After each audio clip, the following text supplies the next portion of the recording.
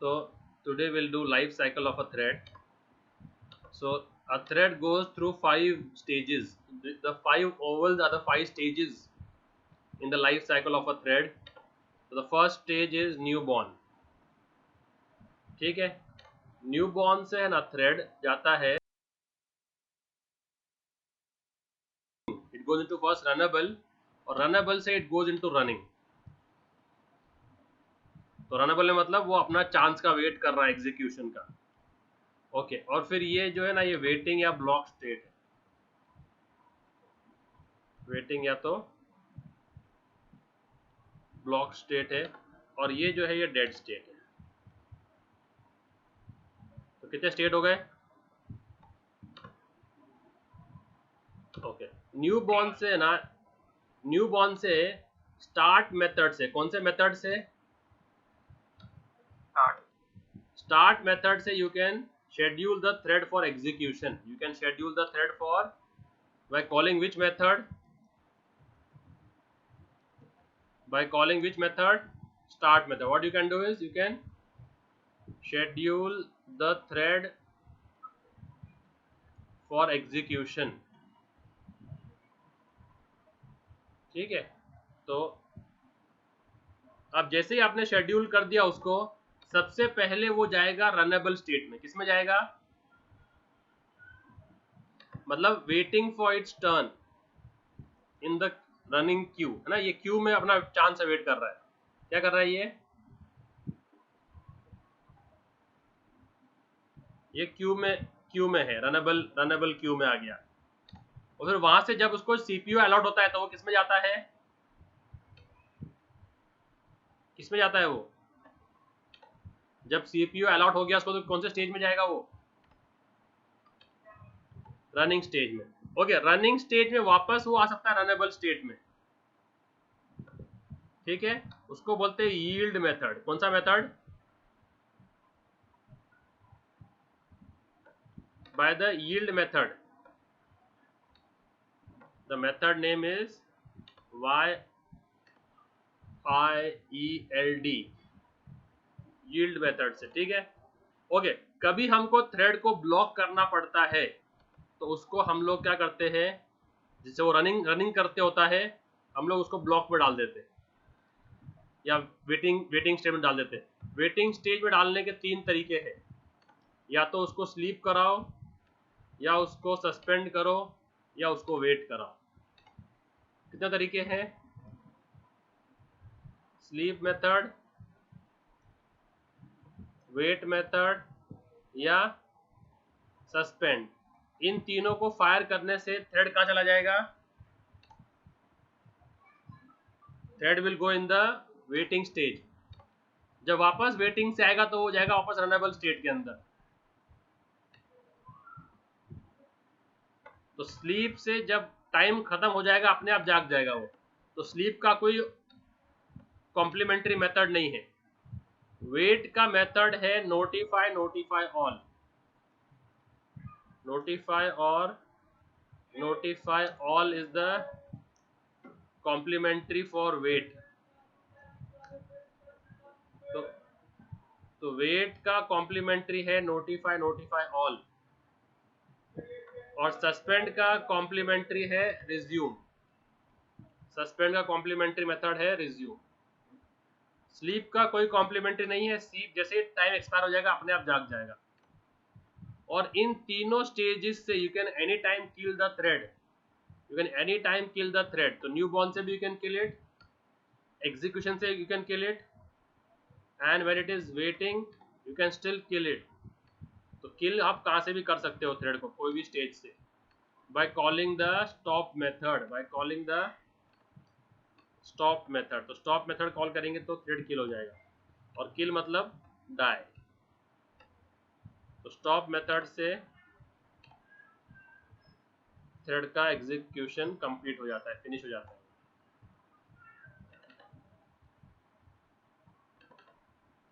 तो ये जितने भी मेथड्स है हमको ये एक एक मेथड्स पे फोकस करना है. ये है entire life cycle of a thread. इसको समझाइए, इसमें क्या क्या है ये बताओ, फिर हम डिटेल्स में जाएंगे. start and stop are once in a life cycle method. Start and stop methods are what? मतलब you are born once and you die once, है ना? तो are once in a life cycle method, मतलब thread के life cycle में से कभी भी एक ही बार कर सकते हैं आप स्टार्ट. अगर आपने दो मल्टीपल टाइम्स स्टार्ट या मल्टीपल टाइम स्टॉप किया, if you try to invoke these two methods multiple times on a single thread object, it will throw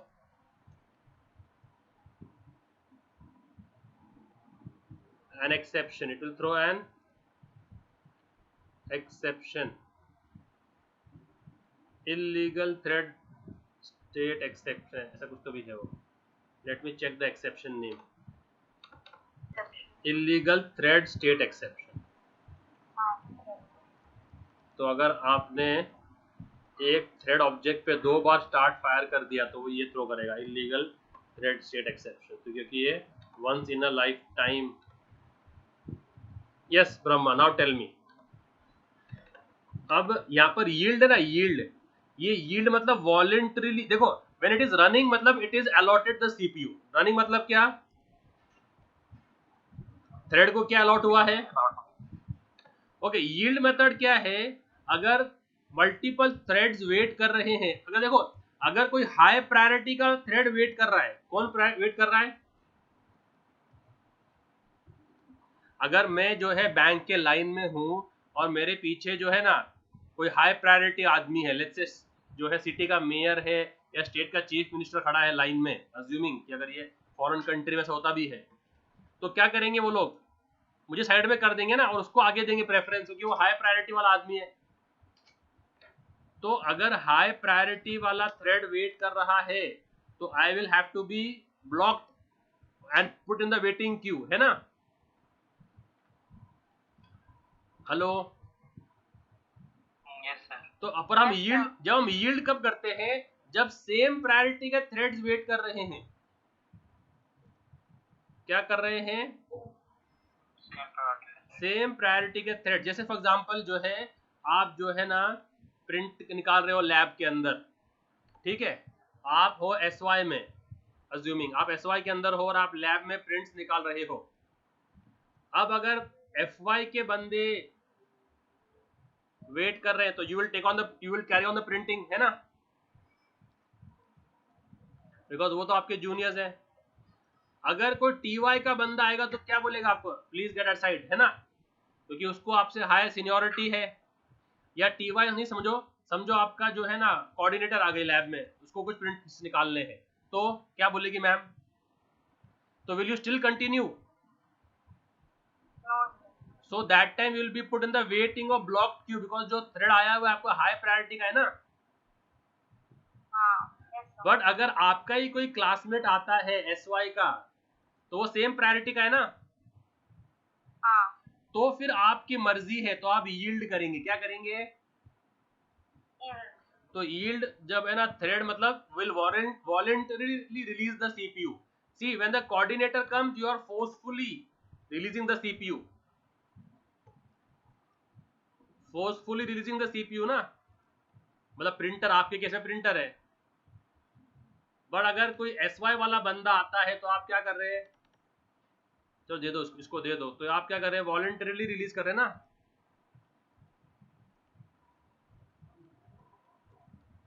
तो जब कोई थ्रेड अपने ही सेम प्रायोरिटी के थ्रेड्स के लिए सीपीयू रिलीज करता है, मतलब रनिंग से वापस रनेबल में आता है, वो आता है यील्ड मेथड से. तो कोई हाई प्रायोरिटी वाला है तो उसको रिलीज करना ही पड़ेगा. समझा, यील्ड क्या करता है. तो ये कब आता है मालूम है इक्वेशन में, कि आपको निकालने थे 10 प्रिंट्स और एक प्रिंट जो है ना प्रो क्वेश्चन, उसका आउटपुट, उसका सब will take 10 minutes. Will take how many minutes, 10 minutes पर प्रिंट. तो total how much time will you be spending in the lab for printouts, 100 minutes, है ना? Yes, sir. तो अगर कोई आपका क्लासमेट आता है, बोलता है मैम ने मेरा आउटपुट फाड़ दिया, मुझे से मैम ने बोला कि आउटपुट वापस प्रिंट करके लेके आओ, तो भाई मुझे सिर्फ 1 मिनट के लिए प्रिंटर चाहिए, सिर्फ कितनी देर के लिए?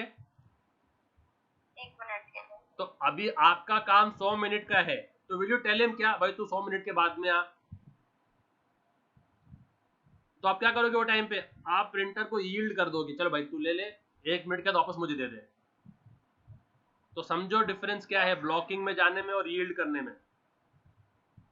तो जब सेम प्रायोरिटी थ्रेड को सीपीयू देता है थ्रेड, तो वो यील्ड करता है, और जब हायर प्रायोरिटी वाले आते हैं तो उसको बाहर निकाल देते और खुद सीपीयू ले लेते, तो उसको ब्लॉक स्टेट में डाल देते या वेटिंग स्टेट में डाल देते। क्लियर? ओके, वेटिंग स्टेट में जाने के कितने तरीके हैं?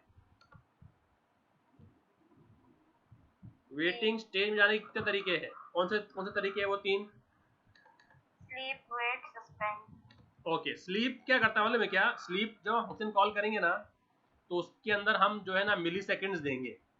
1000 मिली सेकेंड्स मीन्स 1 सेकेंड, 1000 मिली सेकेंड्स मीन, तो अगर हमने किसी थ्रेड को बोल दिया है स्लीप फॉर 1000, मतलब क्या? 1 सेकेंड। क्या बोला उसको मैंने? Sleep for 1 second. तो 1 सेकेंड के लिए वो थ्रेड जाएगा वेटिंग में, वापस जैसे टाइम खत्म होगा अपने आप आ जाएगा। तो स्लीप के लिए कोई कॉम्प्लीमेंट्री मेथड नहीं है। Will be revived as soon as the time expires, the sleep time expires. तो it's like snoozing, it's like putting your alarm on snooze. तो 5 मिनट का स्नूज लगाया, 5 मिनट का अपने आप वो अलार्म बज जाएगा, आपको सेट करने की जरूरत नहीं होगी अलार्म को। तो ये काम है स्लीप का। तो आप थ्रेड को है ना बोल देंगे भाई 1 सेकंड के लिए तू बाहर जा, तो 1 सेकंड के लिए वो बाहर चला जाएगा, मतलब अपने आप जैसे सेकंड खत्म हो जाएगी अपने आप आ जाएगा रनेबल। तो वो रनिंग से जाएगा पर आएगा रनेबल में, क्योंकि वो टाइम पे कोई और रन कर रहा है ना, तो वो रनेबल क्यू में आएगा। फिर जब उसका चांस आएगा तब सीपीयू मिलेगा उसको। ऐसे नहीं कि वेटिंग से डायरेक्टली रनिंग में आ गया, तो वेटिंग से वो कहाँ जाएगा? पहले क्यू में लगेगा, जब उसका चांस आएगा तब रनिंग में जाएगा। ठीक है? ओके, वेट क्या है? Wait for a particular event. Wait क्या है? फॉर अ क्या? जैसे फॉर एग्जांपल ईशा जो है क्लास में आ गई, ईशा जो है वो क्लास में आ गई, ठीक है? ईशा बोलती है sir let's start the TY का बैच, तो I can tell her Isha wait for 10 minutes, है ना? तो she will wait for 10 minutes, as 10 minutes expire she will come again in the class, okay sir let's start, है ना? और दूसरा मैं क्या बोलूंगा? Isha wait for Brahma to come, क्या बोलूंगा मैं? तो now she is waiting for a particular event, है ना? अब ब्रह्मा 5 मिनट में आए, 7 मिनट में आए, 15 मिनट में आए, जब तक नहीं आए तब तक वेट करते रहो। समझ में आया स्लीप और वेट में डिफरेंस? Yes, sir. तो वेट क्या करता है? एक इवेंट का वेट करता है, जब वो इवेंट अकर हो जाए तो वो नोटिफाई कर देता है।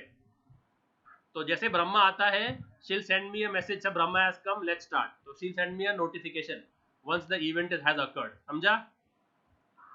वेट है। Yes, और sir. सस्पेंड क्या है? सस्पेंड, देखो ये थ्रेड है ना मेमोरी ले रहा, समझो ये थ्रेड समझो ले रहा है 1 KB ऑफ मेमोरी। कितनी मेमोरी ले रहा है ये? 1 KB. बट ये थ्रेड फिलहाल मुझे कोई काम का नहीं है, मुझे अभी फिलहाल इसकी कोई जरूरत नहीं है। आधे घंटे के लिए, 30 मिनट के लिए मुझे कोई जरूरत नहीं है इसकी, या मुझे अभी फिलहाल इसकी करंट में जरूरत नहीं है। तो will I kill the thread? Because if I kill it, it is once in a lifetime, I cannot again start it. तो उससे अच्छा ऑप्शन क्या है कि उसको मैं डालता हूँ ज़ॉम्बी स्टेट में। किस में डाल देता हूँ मैं? मतलब वो जिंदा भी है पर कोई रिसोर्स नहीं ले रहा है। तो एक बंदा जो कोमा के अंदर है, एक बंदा कोमा के अंदर है, वो अलाइव भी है but he is not consuming any resource, neither he is eating no is drinking, वो कोई रिसोर्स नहीं ले रहा है, बट उसके वापस अलाइव होने के चांसेस है ना? तो ऐसा थ्रेड जो मुझे बाद में लग सकता है, अभी मुझे उसकी कोई ज़रूरत नहीं है, उसको मैं सस्पेंड कर दूंगा, मतलब उससे सारे रिसोर्सेज ले लूंगा, तो चला जाएगा सस्पेंड स्टेट में। जब मुझे उसकी जरूरत पड़ी तो उसको रिज्यूम करने का मेरा एक रास्ता मिलता है। अगर मैं उसको स्टॉप करके किल कर दूं ना तो मैं उसको वापस स्टार्ट नहीं कर सकता, क्योंकि स्टार्ट और stop once in a lifetime methods है। तो I can suspend the thread and then I can revive it back by which method? Resume method. Which method? resume. समझ में आया तीनों के डिफरेंसेस क्या है स्लीप, वेट और सस्पेंड के? Yes, sir. और ये जो पार्ट है ना इसको बोलते हैं इंटर थ्रेड कम्युनिकेशन। ये वाले पार्ट को क्या बोलते हैं इसको? Inter-thread communication. तो अगर कोई टॉपिक आ जाए आपको और उसमें बोला जाए व्हाट इंटर थ्रेड कम्युनिकेशन के मेथड्स कौन से हैं तो क्या बोलेंगे आप?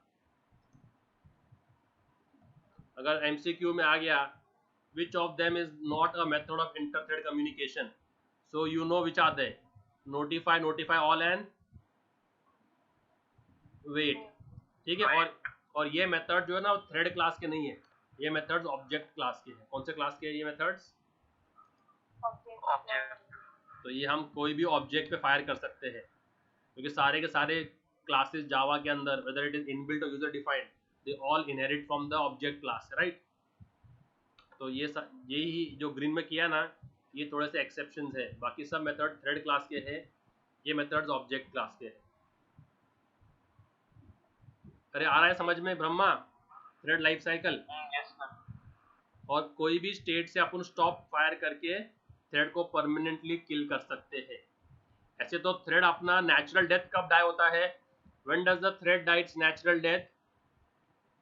रन मेथड के कंप्लीशन के बाद। किसके बाद? Run method की completion. After completing the execution of its run method. जब उसका रन मेथड पूरा कंप्लीट हो जाता है ना तो थ्रेड अपनी नेचुरल लाइफ मर जाता है। बट अगर मुझे उसको अबॉर्ट करना है, प्री मैच्योर किल करना है उसको, तो मैं क्या कॉल कर सकता हूं? I can any time call the stop method. समझा? ओके, एंड और भी बहुत सारे मेथड्स हैं, जैसे अगर आपको बनाना है थ्रेड पाइपलाइन। क्या बनाना है आपको? थ्रेड पाइपलाइन कि भाई एक थ्रेड एग्जीक्यूट हो गया, उसको इसके खत्म होते ही दूसरा थ्रेड शुरू हो गया। उस जैसे रिले होता है ना, relay, have you all seen a relay race? है ना, रिले रेस है ना, वो बेटन पास करते हैं और उसके खत्म होते ही अगर मुझे तीसरा थ्रेड शुरू करना है उसके खत्म होने के साथ ही, तो हम यूज कर सकते हैं जॉइन मेथड। कौन सा मेथड यूज कर सकते हैं? जॉइन। तो जॉइन क्या करता है? एक थ्रेड के कंप्लीशन का वेट करता है, जब वो कंप्लीट हो जाएगा तब दूसरा थ्रेड शुरू होगा। समझ में आया? तो 100% कंप्लीशन के बाद जब वो उस थ्रेड के क्या, तो किसी भी थ्रेड के 100% कंप्लीशन के बाद आपको किसी दूसरा थ्रेड शुरू करना है तो आप जॉइन मेथड यूज करके जॉइन कर सकते हैं। अंडरस्टूड? Yes, sir. ओके, हम थ्रेड्स की प्रायोरिटी सेट कर सकते हैं, उसके नाम सेट कर सकते हैं। तो सेट नेम मेथड से सेट नेम मेथड है, सेट प्रायोरिटी मेथड है। तो जहां पर सेट है तो गेट भी आएगा ना। तो ये मेथड से हम लोग क्या कर सकते हैं? थ्रेड को कुछ नाम दे सकते हैं। डिफॉल्ट नाम थ्रेड का होता है थ्रेड -0। तो जो पहला थ्रेड जो बनता है ना, पहला थ्रेड, उसका नाम क्या रहता है? डिफॉल्ट नेम क्या देता है? जावा थ्रेड 0। अब उसको चाहो तो अपने खुद के नाम से नाम दे सकते हो ऐसा। तो उसके लिए फंक्शन है सेट नेम। फंक्शन क्या है उसके लिए? ओके, थ्रेड की डिफॉल्ट प्रायोरिटी होती है it inherits the priority of its parent thread. It inherits the priority of its parent thread. तो डिफॉल्ट प्रायोरिटी क्या होती है थ्रेड की? वो थ्रेड जो है ना अपने पेरेंट की प्रायोरिटी इनहेरिट करता है। आपको उसकी प्रायोरिटी चेंज करनी है तो प्रायोरिटी का रेंज है 1 5 10। 1 5 10 इसको बोलते हैं मिन underscore priority, norm underscore priority, max underscore priority. तो जैसे ये सेट है वैसे गेट भी कर सकते हैं। आपको अगर नाम रीड करना है थ्रेड का तो आप गेट नेम करके उसका नेम रीड भी कर सकते हो। अगर आपको प्रायोरिटी रीड करनी है तो आप गेट प्रायोरिटी करके रीड भी कर सकते हो। तो ये सारे के सारे जो है ना कॉन्सेप्ट्स है जो हम प्रैक्टिकली देखेंगे एक एक। तो ऐसे बहुत सारे मेथड्स पे हमको काम करना है। फिर थ्रेड के एक्सेप्शंस भी होते हैं, वो भी देखना है अपने को। अंडरस्टूड सो फार गाइस?